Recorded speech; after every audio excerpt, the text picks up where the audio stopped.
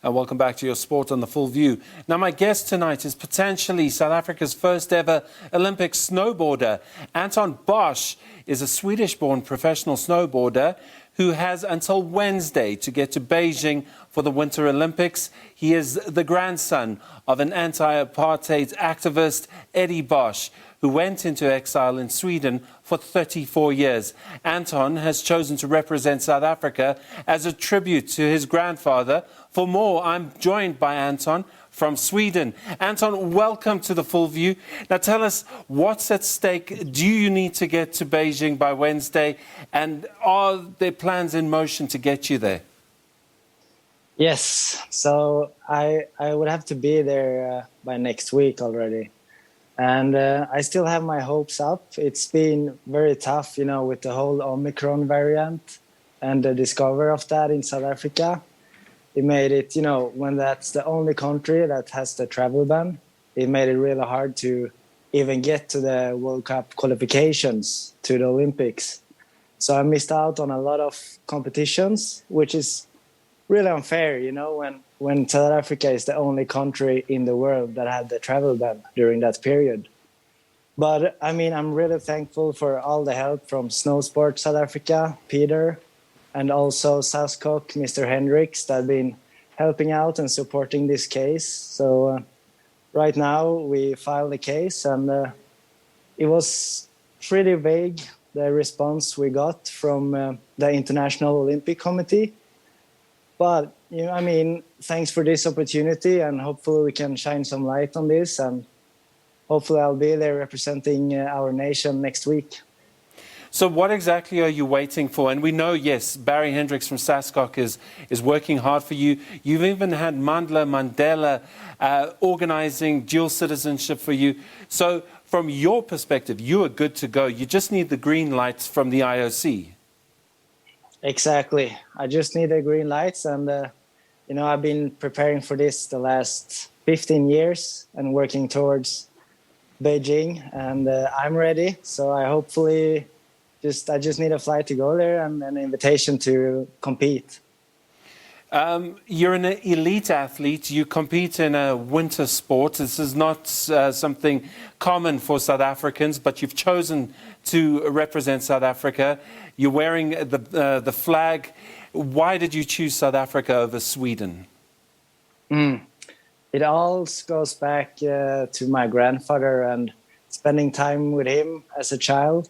So I decided very early in my career that I want to do this to honor the legacy of my grandfather and take over from what he's done. So I think the least thing I can do is to represent our nation.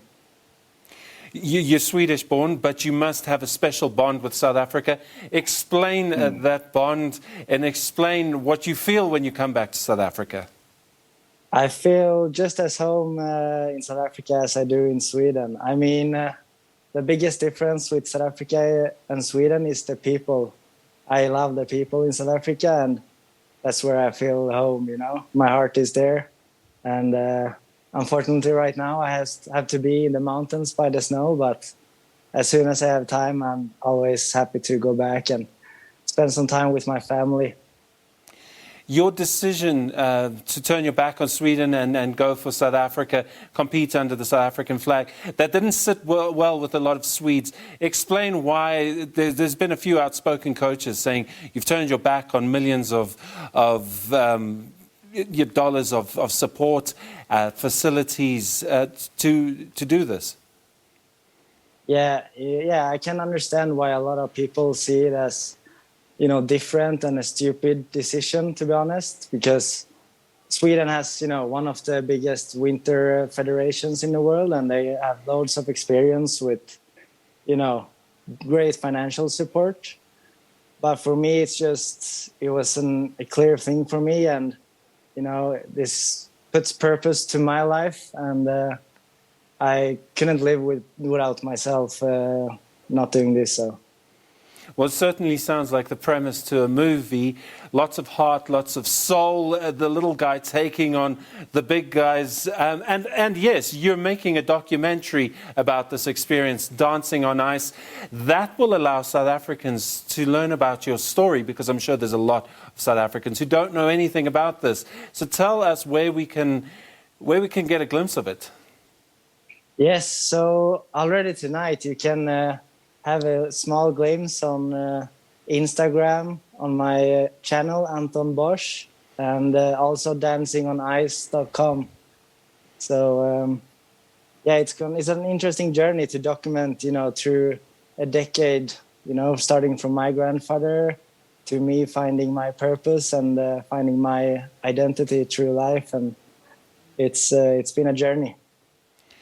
Without the Olympics, will you feel like there's still more to this journey? You are an elite snowboarder. There's plenty more for you to do. Tell us about the life of a snowboarder. Yeah, it consists of a lot of traveling during the winter season, from competition to competition, all around in US, China, Canada, and Europe. So it's quite hectic, but I love seeing new cultures and discover new places and people. So I'm really thankful for the opportunity I got. And you just need one more. You need that waiver to get to Beijing. If you get to Beijing, what happens? Then reality sets in, competition sets in, you have to go all out. Yes, then it's full throttle. And I believe I have the runs, and what it takes to make the finals. And hopefully, if it's my day, I believe I can hopefully take a medal for our nation. Anthon Bosch, it's a remarkable story. Thank you very much for joining us. We will continue to follow your story and hope that you get on that plane to Beijing shortly, because time's running out. Thanks for being with us. Thank you so much. Thanks for having me. Right, so there you go. That is our South African snowboarder planning to get into the Olympics, the Beijing Olympics. If he can get a waiver from the IOC, we wish him the best of luck. We're going to take a quick